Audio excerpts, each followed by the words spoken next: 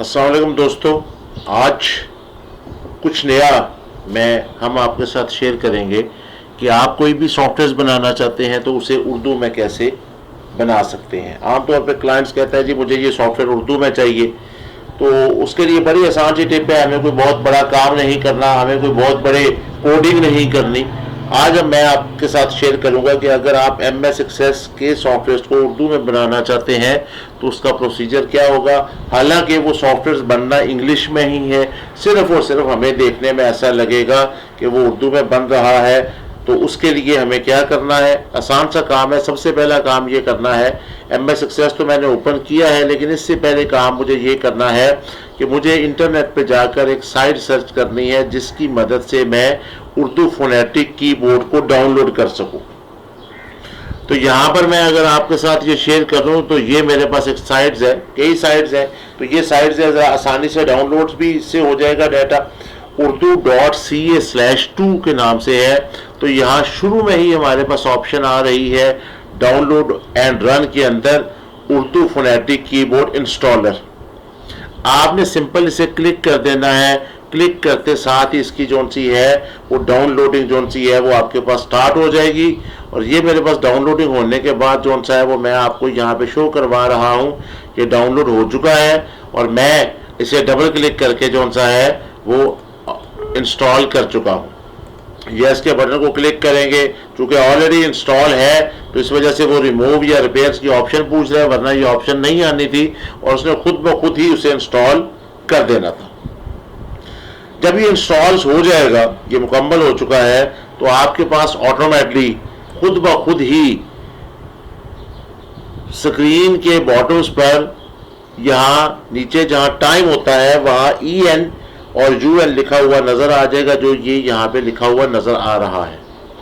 अगर आप इसको मज़ीद देखना चाहें डिटेल से तो उसी वेबसाइट्स के बॉटम्स पर आपके पास जो सा है वो कीबोर्ड्स का लेआउट भी मौजूद है। और अगर आप यहाँ प्रोसीड टू स्टेप 3 को क्लिक करते हैं तो किसी वजह से आपने जो सा है वो यूनिकोड को विंडो XP में इनेबल करना हो, यानी कि अगर विंडो XP में आपने ये कीबोर्ड डाउनलोड किया है तो वहाँ पर ऑटोमेटिकली ये उर्दू कीबोर्ड्स को ऐड नहीं करेगा। उसके लिए आपको क्या प्रोसीजर करना पड़ेगा वो भी यहाँ पे मेंशन किया हुआ है। लेकिन अब XP के यूज़र कम है, पर उन्होंने उस हवाले से भी ये वहाँ पे अपलोड किया है कि आप उसे कैसे वहाँ पे इनेबल कर सकते हैं। यहीं पर अगर हम देखें तो हमारे पास जो सा है इन्होंने उसकी एक शॉर्टकट की भी यहाँ पे मेंशन की हुई है कि Alt+Shift के साथ आप उर्दू से इंग्लिश में या इंग्लिश से उर्दू में राइटिंग चेंज कर सकते हैं। और अगर आप अपने टास्क बार पे ये EN लिखे हुए पे भी क्लिक करेंगे तो आप इंग्लिश से उर्दू और उर्दू से इंग्लिश में उसे चेंज कर सकते हैं। तो ये जैसे मैं यहाँ पर अगर आपको वेबसाइट्स पे ही दिखाता हूँ तो मैंने यहाँ पर Alt के साथ शिफ्ट के बटन को प्रेस किया, तो अब अगर मैं यहाँ पे कुछ भी टाइप करता हूँ तो ये उर्दू में टाइप कर रहा है। आप का नाम, ठीक है जी। अब ये बेसिकली क्या है कि इसकी सर्चिंग जो सी है वो जो टाइपिंग है वो उर्दू में आ चुकी है। अब हमें जाकर एक्सेस में कैसे परफॉर्म करना है आए उसे देखते हैं।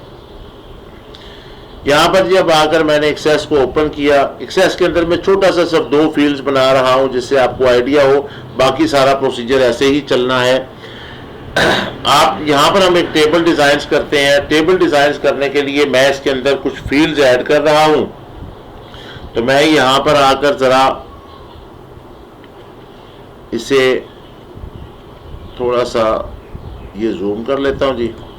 यहाँ पर मैंने लिख लिया जी नेम एंड सॉरी, यहाँ पर आपने फील्ड नेम्स के अंदर जो सा है वो आपने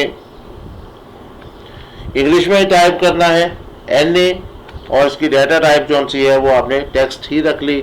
यहाँ पर आकर हम जो सा है वो लिखते हैं फादर नेम FN, और इसकी डाटा टाइप भी हमने टेक्स्ट। यहाँ इंग्लिश में लिखने का इसलिए है कि आगे जब आप फार्मूले अप्लाई करेंगे या आपने फंक्शन जो यूज़ करने हैं उन फंक्शंस के लिए आपको इंग्लिश की ही ज़रूरत पड़ेगी। वो आगे आपके पास वैसे परफॉर्म नहीं कर पाएंगे। तो आपने यहाँ पर आकर वही इंग्लिश का ही टेक्स्ट लिखना है ताकि आप अपने फार्मूलाज में इन चीज़ों को वैसे ही यूज़ करें। करना सिर्फ आपने इतना है कि जैसे कि एन ए लिखा हुआ है, नेम है, तो आपने उसे सिलेक्ट करके उसके कैप्शंस पर आ जाना है और कैप्शंस पे क्लिक करके आपने यहाँ पर ऑन करना है, कैप्शंस पे क्लिक करके आपने यहाँ पे ऑन करना है उर्दू टाइपिंग को और यहाँ पे आपने लिख लेना है नाम। यहाँ पे नाम लिख लिया, फिर वैसे ही जाकर हमने फादर नेम जो सा उसे सिलेक्ट किया और फिर उनके कैप्शंस पर आकर हम यहाँ पे टाइप कर रहे हैं वालिद का। लेकिन इस तरीके से हम जितना भी है वो फील्ड सारी वहां पे बना सकते हैं। अब मैं इसे यहां से सेव करवाता हूं। सेव करवाने के बाद इसका नाम हम बायोडाटा रख देते हैं। ये हमने टेबल्स बना लिया। अब ये मैं उर्दू में ही टाइप कर रहा हूं, तो अगर वो आपकी मर्जी है कि आप इसको जो सा है इंग्लिश में, चूंकि ये सारे नाम सिर्फ हमने कैप्शन में उर्दू लिखनी है, इसके अलावा अब जब आपने रूटीन्स में लिख रहे हैं तो वो हर जगह पे है। आपने ऑल्ट के साथ शिफ्ट का बटन प्रेस किया और आपने इसका नाम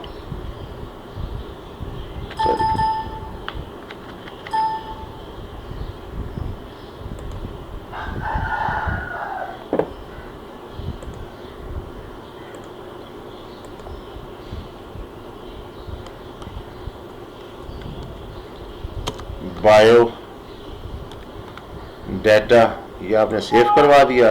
प्राइमरी की हमने असाइन अभी नहीं करनी। और जब आप यहाँ पर इसे ओपन करके देखेंगे तो ये देखेंगे ऊपर फील्ड नेम्स में हमारे पास कौन सा है वो वही नाम नज़र आ रहे हैं, नाम और वालिद का नाम। आगे आप जहाँ पर भी इसे यूज़ करेंगे, अगर मैं इसे फॉर्म्स की शक्ल में भी ले जाता हूँ, वैसे तो मैं डायरेक्ट ही यहाँ पे फॉर्म्स बनाने लगा हूँ, हालांकि हम पहले क्यूरी क्रिएट करते हैं।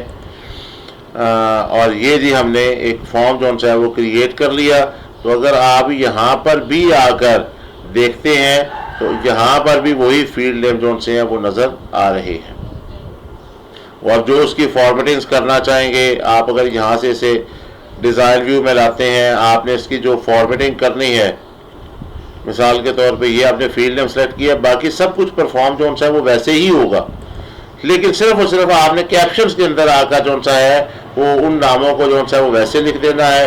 अब आपके पास ये फॉर्म्स वगैरह के अंदर जो से आपके हैं वो डाटा आपके पास वैसे ही शो होगा और आपको लगेगा कि ये आपका उर्दू में बना हुआ सॉफ्टवेयर है।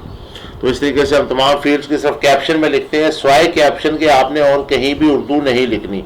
या फॉर्म्स के अंदर आकर आप टाइटल्स वगैरह दे सकते हैं। इसके अलावा टोटल काम आपका जो सा है वो इंग्लिश में चलेगा और आपका सॉफ्टवेयर बिल्कुल वैसे ही परफॉर्म करेगा जैसे आप नॉर्मली दीगर सॉफ्टवेयर को ऑपरेट करते हैं।